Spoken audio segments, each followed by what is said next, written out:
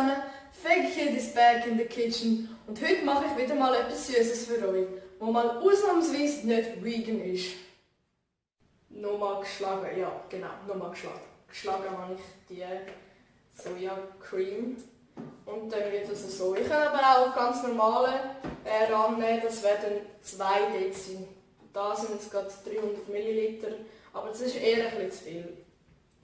Gut, dann fangen wir am besten an mit dem ersten Schritt.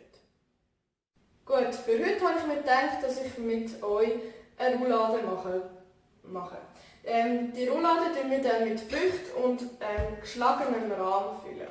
Ich zeige euch jetzt, was ihr alles dafür braucht.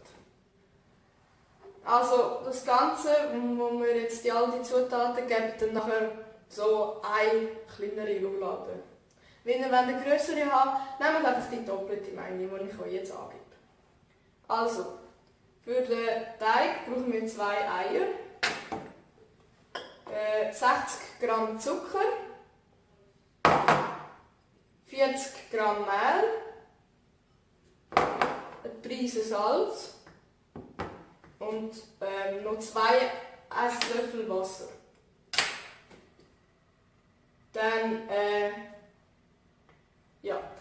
für die Füllung könnt ihr Früchte nehmen. Ich habe jetzt hier Orangen, eine Banane und ich nehme da noch eine halbe Mango, damit es nicht zu viel wird, weil wenn man die ganze nimmt, ist dann irgendwie platzt wahrscheinlich irgendwann die Roulade fast.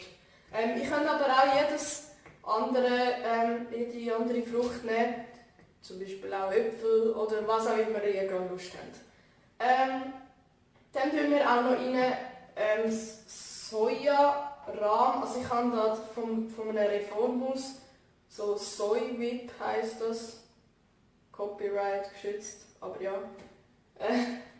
Und das ist schon eine Soja-Schlagcreme. Ich habe nicht, die ist aber relativ alt und man muss sie brauchen. Darum habe ich sie jetzt nochmal da rein tun und schon mit so einem Mixer, mit so einem Handmixer, dann nochmal.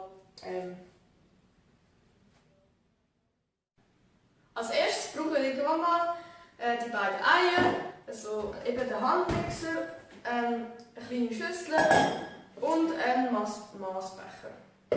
Dann nehmen wir die Eier und die Schüssel und den Maßbecher führen und tun das Eigelb und das Eiweiß trennen. Das macht ihr, indem ihr so halt das Ei aufschlägt und dann möglichst in der Mitte durchgehen lässt. Also das Eiweiß tun ihr in die Schüssel rein und das Eigelb in den Maßbecher. Und das Trennen tun ihr die ganze Zeit, das Eigelb hin und her und so kann das Eiweiß dann auf der Seite ablaufen. Dann könnt ihr das restliche Eigelb in den Maßbecher rein tun. Dann machen wir das auch mit dem nächsten Ei.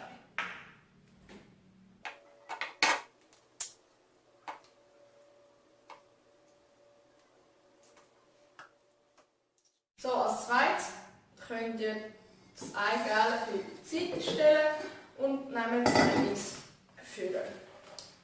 Das tun wir dann schaumig schlagen, also zu Eischnee schlagen. Das muss man relativ lang machen, einfach bis es so ein schön wie so halt ein bisschen Schnee ist. Ja, ich zeige es euch dann nachher. Oh, jetzt ist es nicht eingesteckt. Ich muss kurz einstecken. Wenn ihr euren Mixer eingesteckt habt, könnt ihr auch anfangen.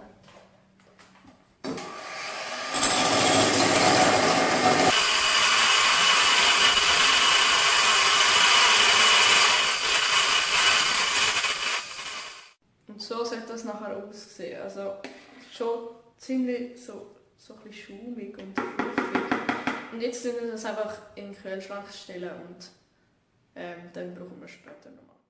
Zwischendurch tun wir mal den Ofen auf 220 Grad vorheizen. Gut, für den nächsten Schritt braucht ihr den Zucker, das Eigelb und eine Prise Salz. Dann noch 2 Esslöffel Wasser.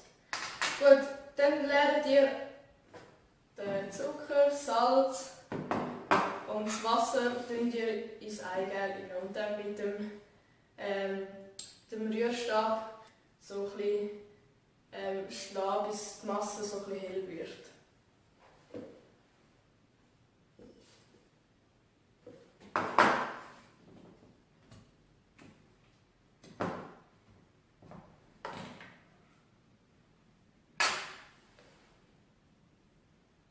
Kennt ihr den Typ, der so Salz nimmt und dann so über Fleisch drüber tut?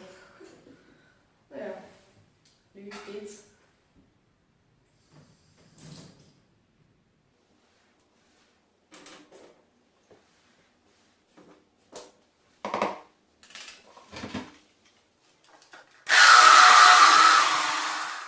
So, für den nächsten Schritt könnt ihr den Eischnee wieder aus dem Kühlschrank holen und könnt den so andere Gedäule, die wir vorher gemacht haben, dazu tun.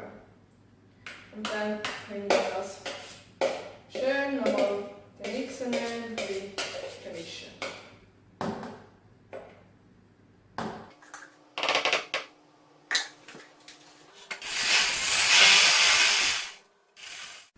Für den letzten Schritt vom Teig nehmen wir das Mehl führen und den Zahn dazu und dann schön auch wieder mit dem Handmixer drunter mischen.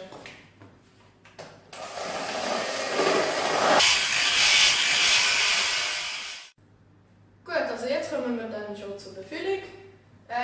Ihr nehmt eure Früchte, also die Orange, die Banane und die Mango.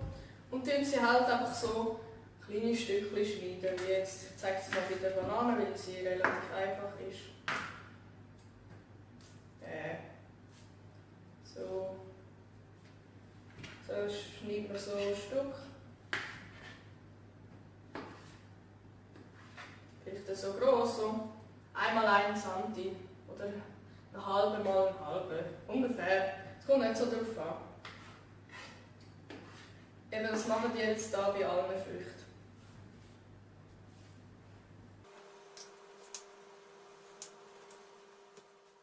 Wenn die Früchte fertig sind, könnt ihr sie gerade in unseren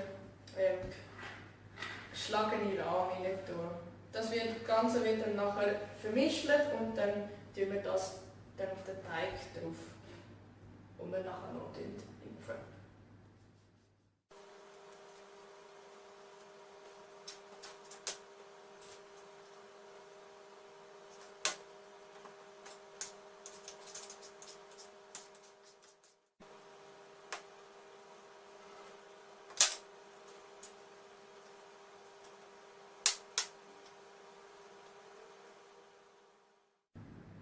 So, für den letzten Schritt, bevor der Teig in den Ofen geht, brauchen wir Blech und Backpapier. Ihr könnt das Blech umkehren, damit wir nachher, wenn wir das dann gebacken haben, damit wir es einfach wegnehmen können. Also wir stürzen es stürzen.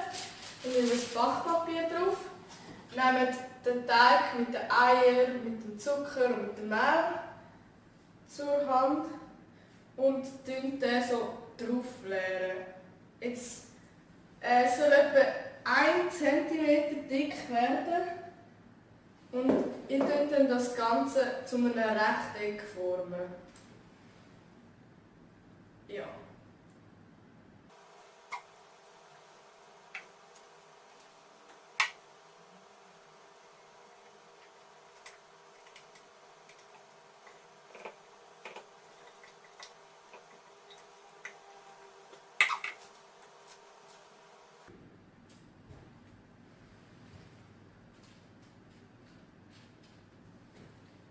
Die rechteckige Form muss einfach sein, damit wir nachher können, so eben da die Füllung drauf tun und dann schön einrollen. Gut, das habe ich jetzt da gemacht.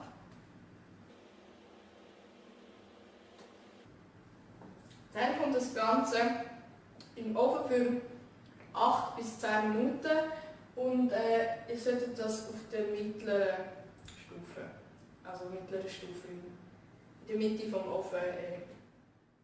So, So, also während der Teig im Ofen ist, wir müssen wirklich ganz genau beobachten. Weil er darf wirklich nur ganz leicht goldbraun sein. Wenn er schon ein bisschen zu braun ist und wird er dann zu hart und wir können ihn dann nicht mehr einrollen. Dann gibt es noch etwas anderes, das ihr beachten müsst, bevor ihr euren Teig wieder rausnehmt. Ja, das ist die Temperatur.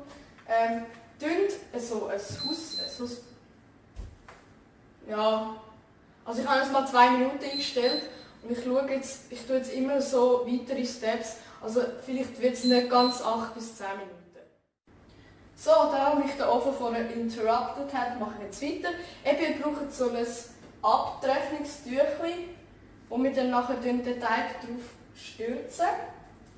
Dann müsst ihr ein bisschen Zucker nehmen und das drauf verteilen. Das ist dafür da, dass der Teig nicht nachher am Tüchlein klebt. Ja, das ist noch wichtig. Gut, also ich habe es jetzt nach 4 bis 5 Minuten rausgenommen. Es ist wirklich ganz leicht braun. Und jetzt gehen wir das an mit dem Stürzen. Das wird jetzt eventuell ein bisschen kompliziert. Aber ich probiere es. Ich gebe mir das Beste. Wenn es fehlt, dann fehlt es auch nicht. Also das Stürzen bedeutet, dass es einfach so umkehrt. Und dann wird drauf.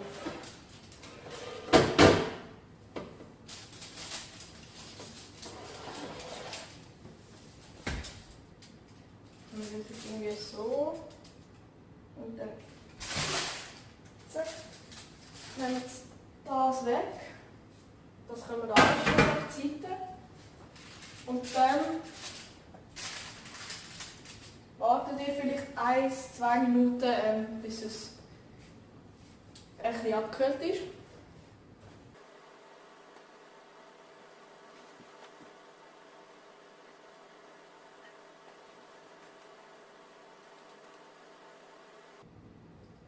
Und dann ziehen wir das Backpapier ganz vorsichtig hindern. Es darf ja möglichst nichts dran kleben bleiben.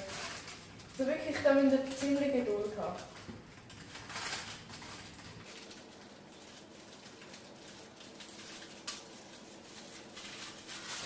Dann können wir auch das auf die Seite tun und jetzt geht das so, dass ihr die eine Seite reinklappt, dann die andere, die ein bisschen kürzer ist da, und dann ruckelt, also die auch noch, und dann ruckelt ihr das schön zusammen.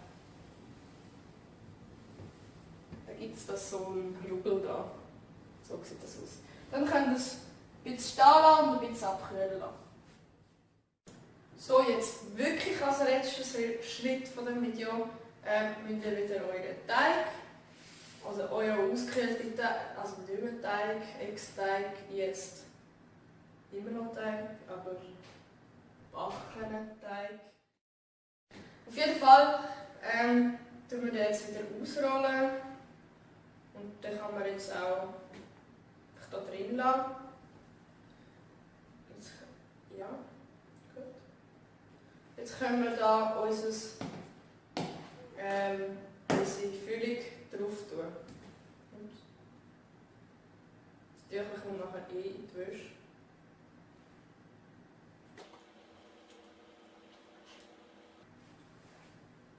So.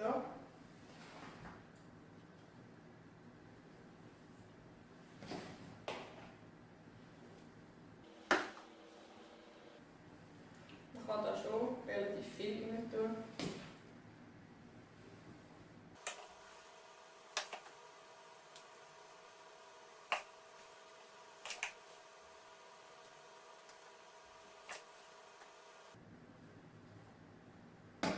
Die einzige Bedingung ist, dass es, wie viel ihr rein tun, ist, dass es nachher noch rollbar ist. Ja, jetzt tun wir das so schön rollen.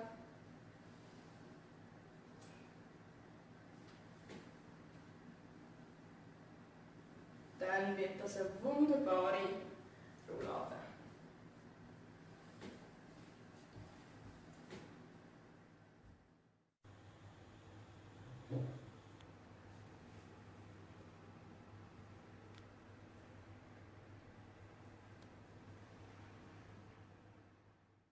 Es gibt wirklich viele Leute, die denken, dass Roulade machen eigentlich schwierig ist, weil sie denken, funktioniert eh nicht, geht eh irgendwie zusammen.